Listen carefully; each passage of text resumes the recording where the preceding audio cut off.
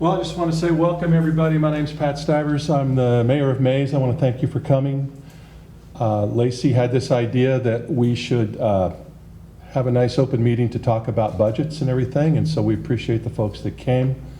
Real quick, what I'd like to do is introduce the Maize City Council that's here supporting this. And we'll start with Jeff right there, if you want to raise your hand. Kevin, Alex, Jennifer. Karen couldn't be here tonight. She had a prior commitment. Some of the staff members, City Manager Richard, Jolene's assistant in the back, Sue, and Kelly sitting right there. So we have a bunch of staff here from Maize. And this is a great opportunity for everybody to ask questions, right? That's what we're here for, so we can learn what's going on with the budget. We're going to talk about Sedgwick County budget, and then City of Maize has prepared some information for you all too. And with that, I will turn it over to you. Great, thank you. Thank you. Thank you, Mayor. Thank you for being here tonight. So this is very interactive. The whole point of this is to really showcase what you feel is important. So this is our third opportunity. Last month in Valley Center, we had quite a good turnout. The month before, we were in Park City. And so the opportunities for you guys to get a little sticky at the end of this, you can get as many stickies as you want, these little dots, and then place them on the boards in which you feel like is the most important. And as you can see, really kind of public health is really kind of taking the cake so far. And it's really to give a representation. You folks who do handle budgets in this room understand that there's only a certain amount of money and you have so much that you need to fund, right? And so this is going to do one of two things. It'll show us what the majority of folks have stated as their priority, and then it will show us, how much money we need to make sure that we allocate to other buckets, knowing that the community wants one thing, right? And so that's really what we're here to do. And Lindsay Powerzo, our CFO, is going to come up and just give you a really brief overview of our budget. And then I'm excited to hear what Maize has going on. And then we're going to do an interactive portion, so you'll need to get your cell phones out so that you'll log into a website and you'll put in a code, and then we'll just have a little interactive session. And that information too is being collected so that next month when we go to adopt this budget, I'll have a way to say I made sure to ask my constituents what they wanted, because it was really important for me to really show what the community wanted in a visual representation. So without further ado, here's Lindsay Powerzo to talk about the county budget. Oh yeah, no, I won't earn that. So just out of curiosity, because this will be kind of the third take on this presentation, how many folks have already heard this? Okay, I'm going to try really hard not to bore you. So ask questions, but we'll try to move quick too. So as you can see with what we have shown up here that Commissioner Cruz had prepared, Sedgwick County is responsible for a lot of different functions.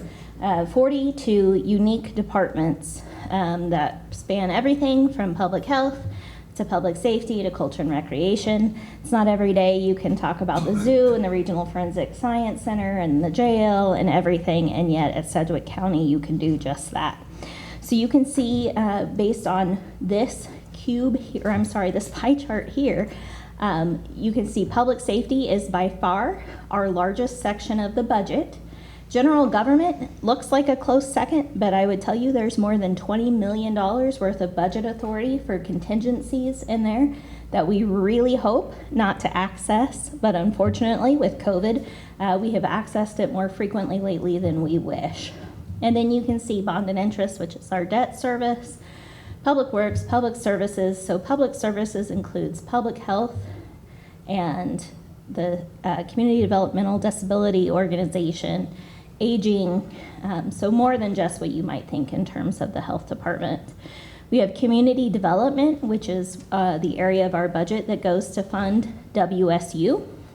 And then finally, culture and recreation. So that's our support to things like Exploration Place or the Sedgwick County Zoo or our own parks. So lots that happens here in the budget. If we break that down though, and we look only at what is in tax funds. So on that prior slide, you could see that equated to about $490 million. This slide is about 329 million. These are all of the functions that are in some way supported with property tax dollars. Typically, they're not exclusively funded that way. There's retail taxes and car taxes and other things that come into play. But you can see once we put it in this light, public safety definitely takes the cake in terms of our property tax funds. So what is actually funded in those groups, you can see on this. I'm not going to read it to you, but you can see there are a lot of departments across Sedgwick County that receive property tax dollars.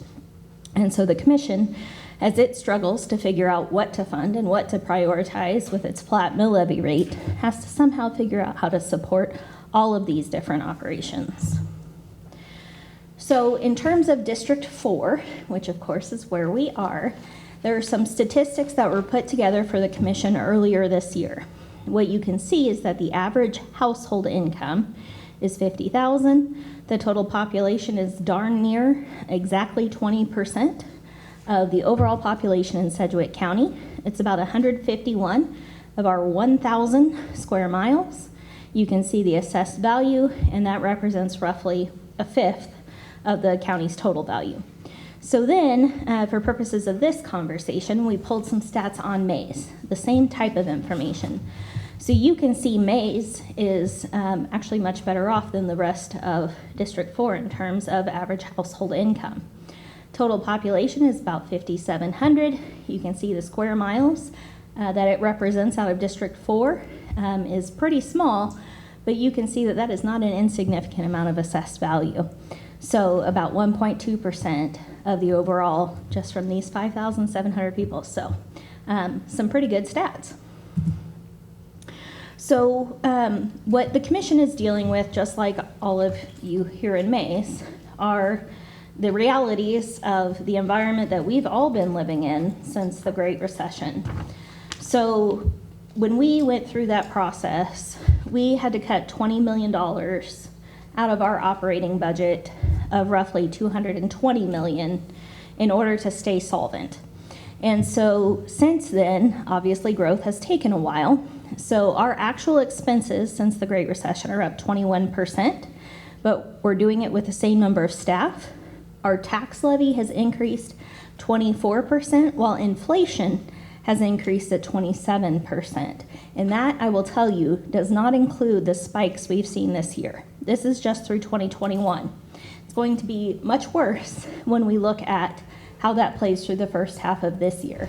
The average home value in the county has increased about 40%, same with personal income, and yet the price of government has decreased. So for those of you who aren't familiar with that metric, basically it takes all non-governmental revenues that a single government gets, and it divides that into the personal income value of the community to try and gauge exactly how much of your dollars are going to support government. And so what we have seen is ours has decreased to less than 1 cent, and now is down even more. And so another interesting factor is that just like all of you, other revenue streams from the state due to things like a commercial and machinery equipment exemption and things like that that are great for economic development have shifted some of that burden to property taxpayers. And what we have seen is a lot of that, obviously, and what you hear about, I'm sure, as elected officials too, is that your residential property tax owners feel like they bear that burden. So since 2008, with the Great Recession, we have operated 16 programs that the state tells us we have to. Again, counties are political subdivisions of the state. Those expenditures have remained flat, but state aid has decreased 24%. And Medicaid has decreased 46%. So what that means is Sedgwick County taxpayers have had to pick up those costs. And so that support has increased about 20% just in that time. And so my favorite bullet on this slide is the bottom one, just that talks about the impact and why it is so important to realize what local government does. The state, because of their actions that they have taken at a legislative level, we have actually lost out, and we can compute more than $500 million from that 2008 to 2021 timeframe. So services have had to continue. at a level that citizens expect with less revenue coming in, and we're still expected to operate the same programs on behalf of the state. So not some very fun challenges for sure. So one of the things that you have heard, I'm sure, a constant theme of coming out of the commission, if you've read news articles or anything this year, and I know Commissioner Cruz has been a big proponent of, is improving compensation for employees. We are struggling to staff things. You have read in the newspaper about how the juvenile residential facility had to close temporarily because we couldn't staff it. And so what the commission now is trying to do through this upcoming budget is address that. And this slide kind of illustrates what that need is. So the bottom line is, inflation has gone up 27%, but the average employee salary, if you stayed at the county and have just worked hard every year, year after year, your rate of pay has gone up 22%. So you're actually not even able to buy as much as you were today as you would have been back then. So the county does a budget, right, which is a 1-year spending plan. It's a maximum spending limit. But then we also do something that's much more important called the financial forecast. And what that does is it plugs in everything we think we know and takes some guesses. And it tries to predict what's going to happen with our revenues, what's going to happen with our expenses based on replacement plans and other things like that. So when we do our financial forecast, what we look at are these types of variables. We're going to maintain all of our current service levels. We factor in pay pools. In this case, the forecast since May has included an 8% compensation adjustment next year, and then 4% in years thereafter. And again, we know inflation is up, 8.6% was the last stat we saw. I'm sure we'll get another stat out for last month any day now. But this isn't even keeping up with inflation at this point, and we were already significantly behind. And then you can see the capital improvement program, so trying to maintain roads and bridges, facilities and drainage. All of that happens within the operating budget. And then you can see that at least in 2022, we had to spend some extra money on a 27th pay period. I don't know, just a little piece of trivia. Every 11 years, the county gets to pay an extra pay period. So a little extra money in employees' pockets without even a pay pool. Then we have the radios and technology review board and all kinds of stuff. So what does that actually mean? Who cares, right? Until you actually see the lines. So this is my KU slide, rock chalk. I know I'm probably in a hostile audience here, but red is for revenue, and then blue are expenses. And so what you can see is even with an 8% pay adjustment, even with the capital improvement program, even with the technology that we're talking about, we're still pretty darn close in terms of reds and blues. But unfortunately, the red is a little lower than the blue, which means we're going to spend more than we bring in based on the current forecast. And so that is what this budget process is about, is trying to attain a balanced budget, figure out how to shift dollars to those highest priorities, figure out what is the lowest priority, which no one likes to hear, and figure out how to do all of that without getting too far into the red. So the county has a policy that has served us well over time. We do have a AAA credit rating, which we are very proud of. So it requires that we put 20% of our budgeted expenditures and transfers out in the general fund. We must keep that right there, not touch it. That's truly a rainy day fund. If something catastrophic happens, that's what's going to support us. So that black dot that you see on this graph represents that 20%. Now in 2022, the commission allowed us to consolidate a few funds into the general fund. So that number is getting bigger for that reason, not necessarily because we're just trying to grow the budget. So you can see that even with that red and blue and that discrepancy that we had, we're still staying above that black mark all the way through 2027 with these projections that we have today. So where we are in the process, June 15th, the county manager had to make all of his decisions for what went into the recommended budget. So that lovely budget book that is in excess of 800 pages just got delivered to us today. so that we can give it to commissioners and present it publicly on Wednesday. I'm sure all of you are familiar with the revenue neutral rate, which is the replacement for the property tax lid. And so we have to compute what the property tax rate would have been just to keep dollars flat. And if we go above that, then we have to do public notice. And what is already out in our public agenda is that in order to reach the revenue neutral rate, we would have had to decrease our property tax rate by more than 2 mils. So $12 million, which is not what anyone likes to hear. So what that means is on Wednesday, the commission will approve the publication that says this is the maximum amount that we could levy. And then when we have budget adoption on August 24th, the commission will have a separate hearing just on that. And we'll actually have to take a vote, a roll call vote, on whether or not to approve that rate, and then we'll have to make publication of that. So certainly, though we're out from under the property tax lid, there are new fund requirements that take place there. So we will have an evening public hearing on August 4th at the county courthouse, which you are most welcome to attend. And then we will schedule budget workshops over the next 6 weeks as commissioners zero in on particular topics that interest them in the budget or that constituents bring up. So that is what the county has going on with our budget, and the landscape that we're going into as the recommended budget is presented Wednesday. So what questions can I answer, or have I bored you to tears? In which case I will sit down. Mark, you're going to do this for me next time, right? Can you go back to the slide that it's the fund balance? That one. Yes, do you want to come up here? Yeah.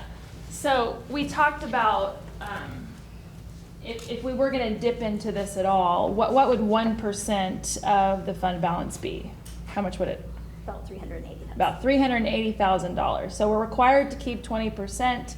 We have about 38%, which is what this is talking about. So for reference, 1% of that, which would still keep us well above our fund balance, we could potentially utilize for services. And I say that because, you know, we have to start shifting things, because right now we are really just paying to keep the spinning wheel of people going in and out of our jail. As the county who operates the largest little city within Sedgwick County, meaning the Sedgwick County Jail, we've got to start figuring out ways to keep people out of that. And how do you do that? It's prevention efforts. For every $1 of prevention effort that you spend, you can reap $4 in return.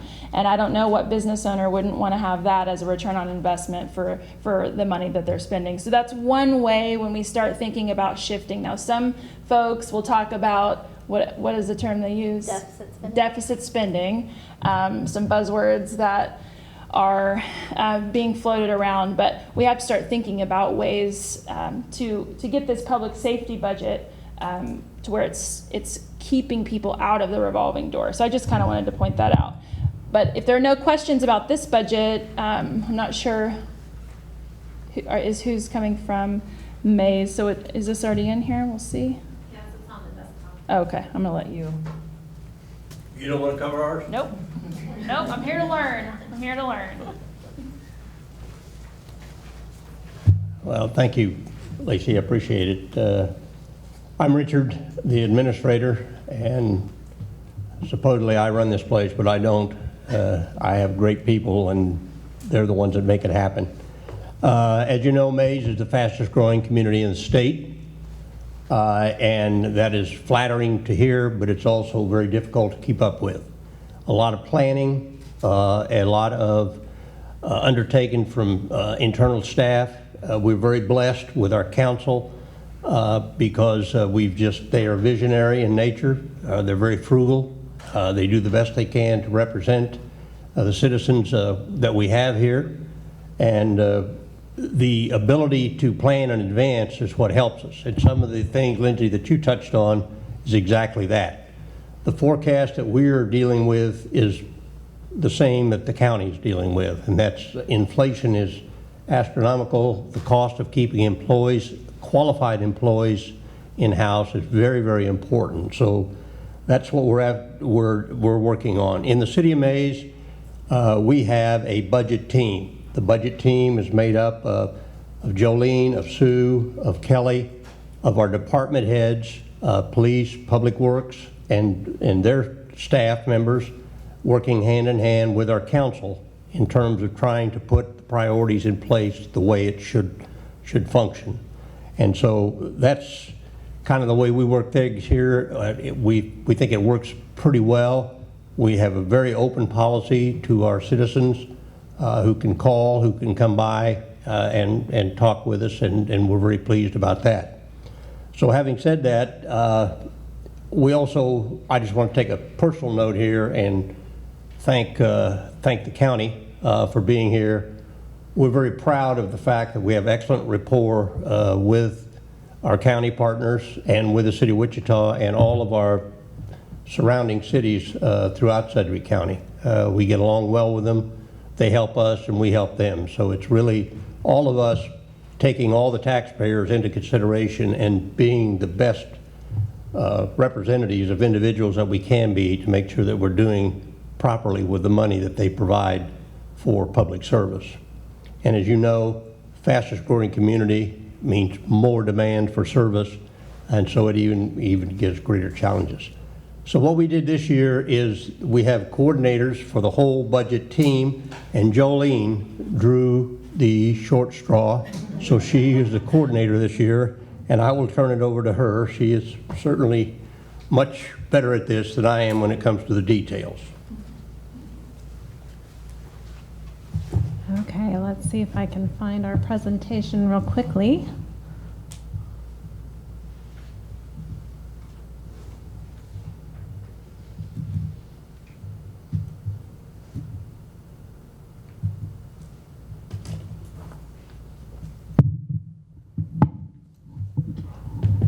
I want to thank you all for coming today and having the opportunity to visit with you about the Maize budget. We feel it's very important to be able to share with you where your tax dollars are going. As Richard said, we were notified at the beginning of this year that Maize is the fastest growing city in the entire state of Kansas at a growth rate of 67.7% over the past 10 years. This is according to the 2020 census.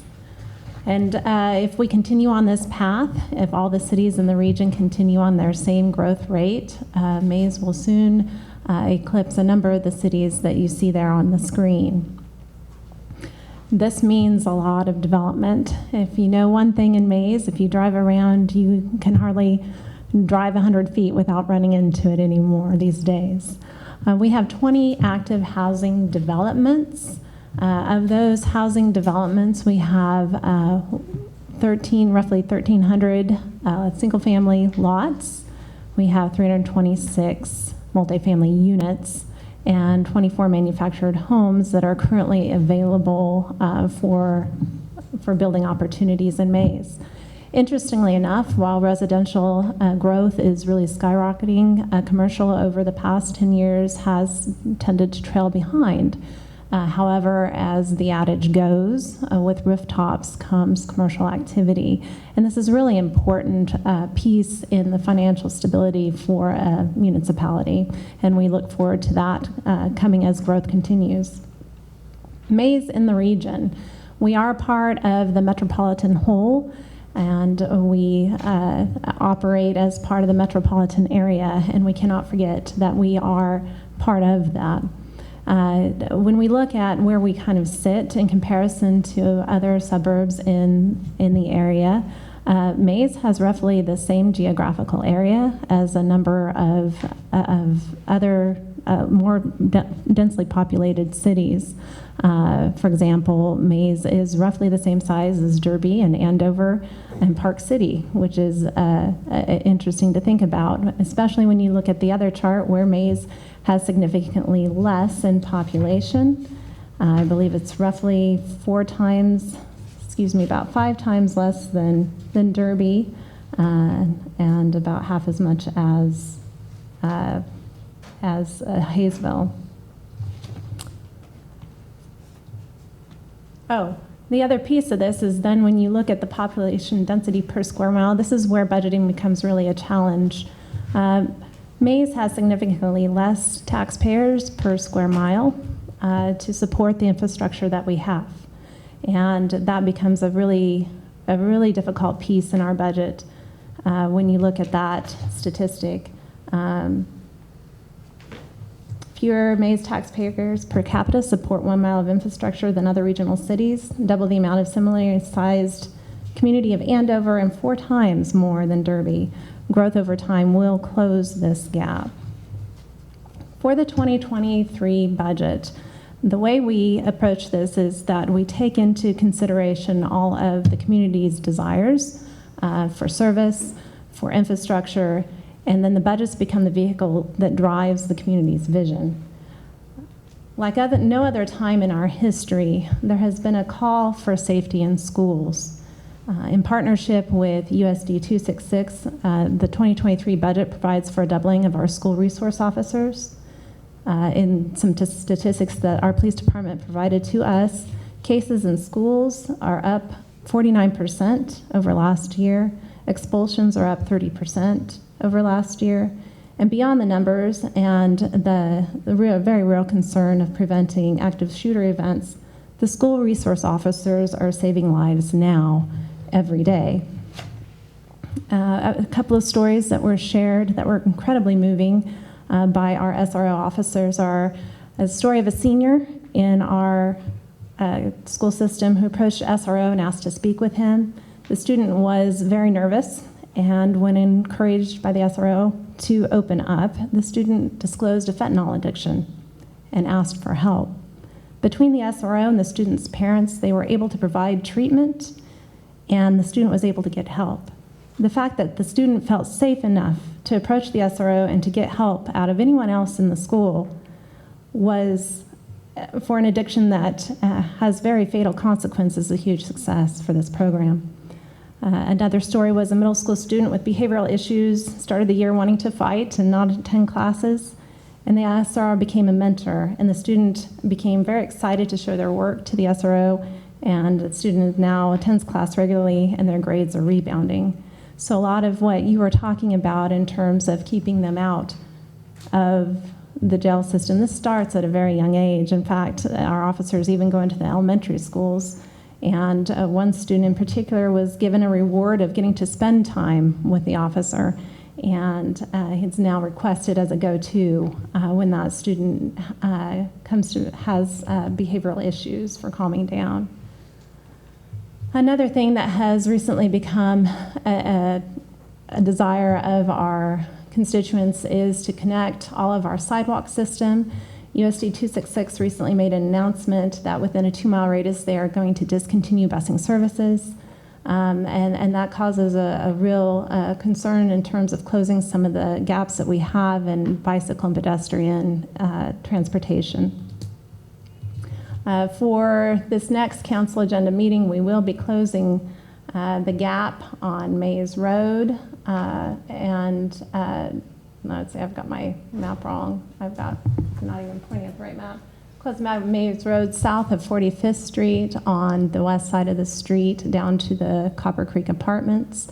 And then also closing a gap from Eagle's Nest, which is also on 45th Street on the south to the west, north to the Maize High School. We have a number of other sidewalk connections that are going to require more planning, more engineering, and those will be forthcoming over the next few years. With the 2023 budget, we also strive to be a good steward of taxpayers' assets. In our streets alone, we have $33 million of street infrastructure, and that is the material itself. That does not include the labor to maintain or to install it. In 2023, Irma Street will be beginning a reconstruction program, and we divide the city into quadrants and for maintenance and repair. And this maintenance and repair is really integral to preventing having to do a complete replacement over time. And so the expenses that you see in terms of that infrastructure is really savings over the future.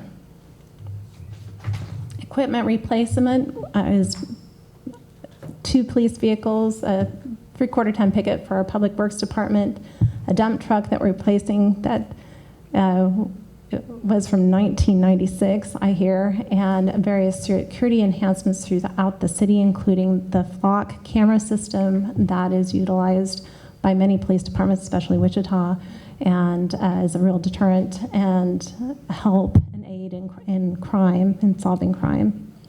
We also are looking to do more with less. To keep our operations lean, we have enhanced our staff training, also with the challenges of keeping up with growth, and that requires a different outlook and mindset. And also we are introducing digital e-ticketing solution, which will be a communication tool between the officers and our municipal court system. As part of the cost-saving measures, the brush drop-off and pickup that we have done for many, many years as a service to our citizens will be changing. Several years ago, we had a burning ban at our facility, which you can see up there on the screen. Due to the bodies of water that site is in proximity to, we are no longer allowed to burn, and the cost to shred and to get rid of the limbs and the brush that are dropped off is cost prohibitive. So we are looking at alternative solutions and continuing or perhaps expanding our annual book waste coupons that we allow our Maize residents to have every year, and as well as other options that we can consider. And part of the discussion, while many of you are here tonight, is to talk about the mill levy. The city of Maize has a comparatively low mill levy, and that's your graph on your table on the left. And to the right, though, you can see that when you take in all the taxing entities, we are rather high. And so where does your property tax go? And this is actually an interactive graph that the county provides. You can get on their website, you can type in your address, and you can see exactly where your tax dollars go. But for a citizen that lives in Maize, this is the breakout of where your tax dollars go in terms of your property taxes. The future is bright for the city of Maize, and just to share with you a couple of those future planning items that are on our radar. The industrial park is expanding to the west and possibly to the north, and that will bring jobs and commercial growth to the city. We are looking at water system enhancements to provide greater security in our water supply, both with the addition of another well and another water tower. As I mentioned before, we will be enhancing transportation, both pedestrian and bicycle access throughout Maize. We are also in the middle of a Northeast transportation study. So another area that is being congested by the growth is the Northeast portion of our city. It provides a number of challenges that we have, some bridges and a railroad, and we have a study ongoing with our partners at Trans System and to help provide safe transportation for our citizens and our community.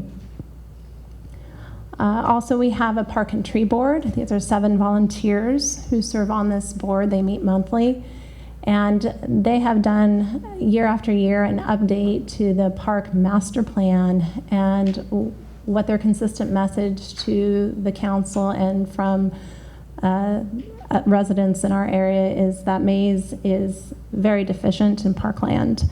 We have one of the lowest per capita rates of parkland in the area and in the region. In fact, we're about 130 acres deficient for a community our size. So we are, with the land prices being what they are, we are always keeping our eye out for opportunities to expand our park system. We do boast, as Richard mentioned, an excellent relationship with the county, with the school board, which is not often a story that you hear, and the city of Wichita and other cities in the region. And that's really important to us and really a point of pride because we're serving together the same taxpayers. And when we work together, some really amazing partnerships happen that enables all of us to serve you more efficiently and more effectively. And lastly, Maize is where families are first. Families are our largest demographic. And we keep service to our Maize families and all our decisions at a council level, at a staff level, and most certainly at a budgeting level. And that is all I have to present tonight, and I'm happy to stand for any questions. Any questions? Probably not from their council. You already probably know all that. You guys have any questions? No, Nalini, you don't have a question? Come on. You always want to ask a question. So we're talking about the brush drop-off. Yes. And that's become cost prohibitive. Mhm. And maybe swapping those out for the bulk waste vouchers. So does that mean that you maybe looked into coordinating with, like, on the county level, they have been able to have like a chickwood gathering? Yes. Yes, I think it would be important to partner and to even offer a location site that we can partner on for that. So, Good idea. yeah. Yeah, we'll have to work on that. Yeah, any other questions? Great, well, now it's time to get out your phones. We're almost done. Get out of here. We're gonna go to Menti. It is menti.com. And then the code is on this sheet. I don't know if you guys got it, so I'll just read it off. So let me know when you're ready. It's 2214. I think it's right up there too. 22141392. And we're gonna, are you walking through it? Or Yeah, I can go Okay. through it, or you can. Okay, so the first question here, let me know if you guys are ready. How much did you know about county budgets before this event? You an expert? A lot, some, a little. You might just have a heart. Maybe just refresh your.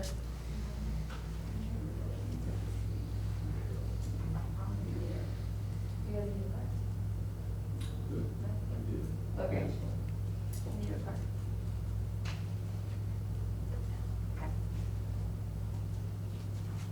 And this question is really designed to see how many people really understand county budgets. They're kind of in depth, and there's a lot to them. Looks like we have 5 answers so far. Who hasn't answered that wants to? Does everybody feel good about this? Okay. All right, next question. What word comes to mind when you think of budgets?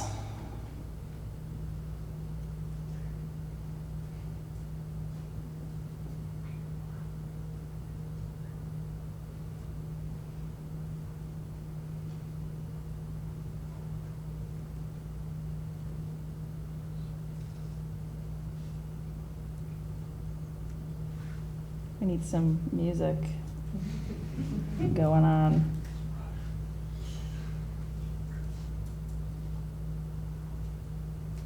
Prioritization, that's a good one. Yeah, I like. Yeah, it's an interesting kind of word, really. There's so much that comes to my mind. It'll be interesting once we have all of these together, and we'll be sending these out to all of you. What all the meetings have shown. We have a good representation, you think? I see somebody typing. Maybe she's. Okay, what's the next question? What are your top 3 wishes for public safety? So public safety encompasses the Office of the Medical Director, Emergency Communications 911, Emergency Management, EMS, Fire District 1, Regional Forensic Science Center, Department of Corrections, the Sheriff's Office, VA, 18th Judicial District, Crime Prevention Fund, MABCD, Metropolitan Area Building and Construction Department, and our courthouse police. So what would be a wish for you, eliminating faster EMS services, less people in our jail?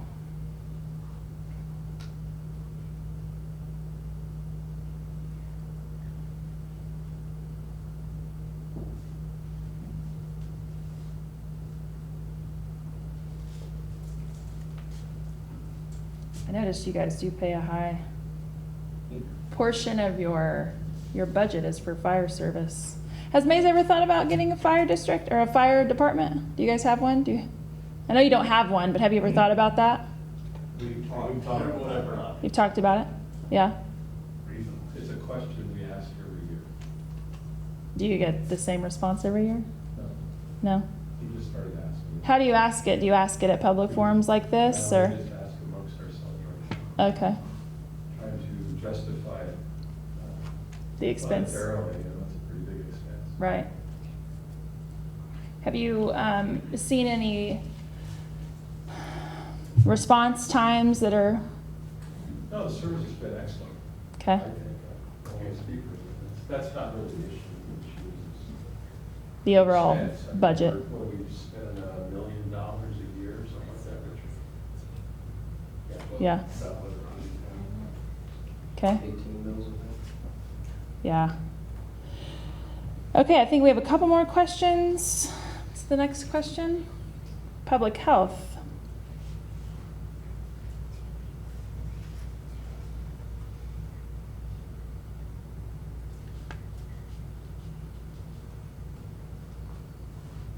Public health encompasses ComCare, our CPDO, Department on Aging, our health department, and we have some community health programs. So we're still offering vaccination clinics. We're still offering,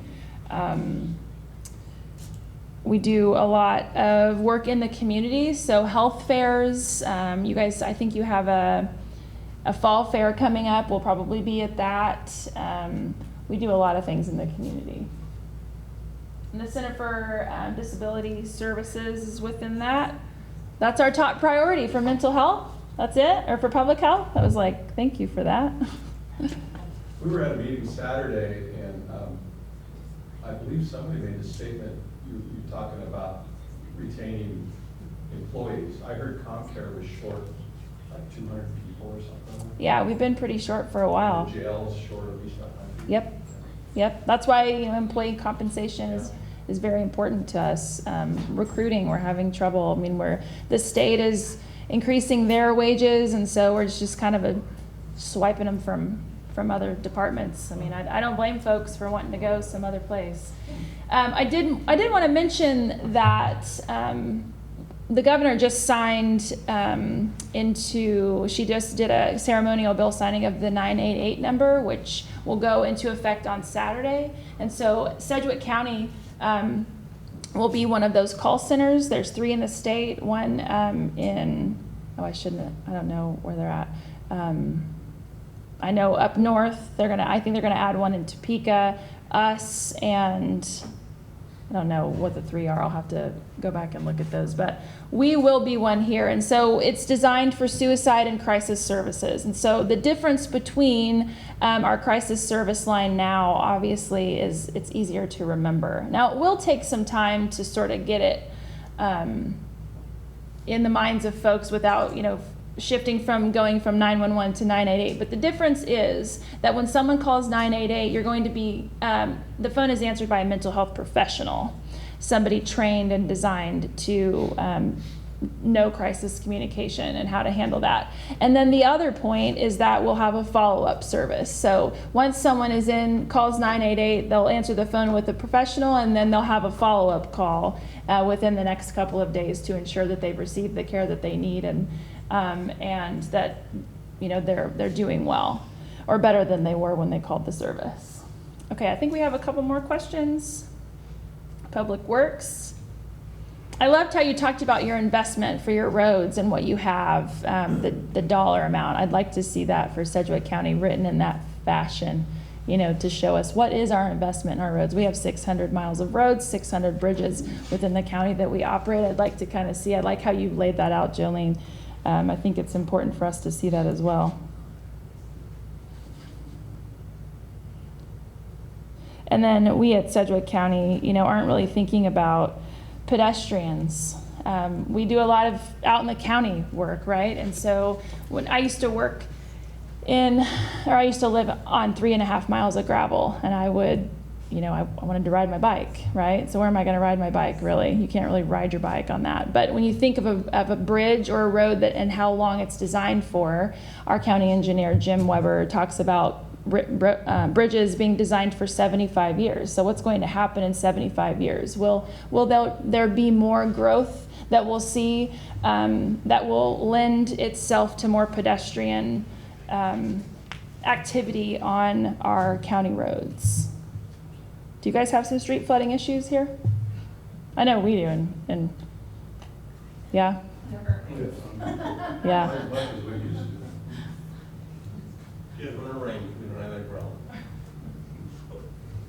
Yeah, I think we could all use some more parks for sure. Recycling. I wonder if we could talk about using the extension center. I know that they drop off a lot of trees over there during Christmas time.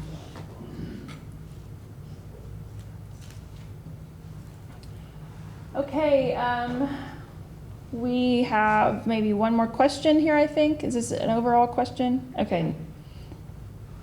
And then if you have any questions from the audience that you don't want to say out loud, you can type it in and it'll pop up. Yeah. Or you could just shoot it out, it's fine too. Yeah, so the whole purpose of this, again, I think I'd now like for everybody, if we don't have any questions, we'll have some sticky notes, and that's really the last part of this, is just to kind of showcase in a visual fashion what's important to you. If you could, we could kind of spread these out too, so they don't have to be so up here. But take some sticky notes and stick them on the board, please, if you would. You can use however many you like. You don't have to limit yourself to what's important to you. Okay. This is where you get up and get to walk around.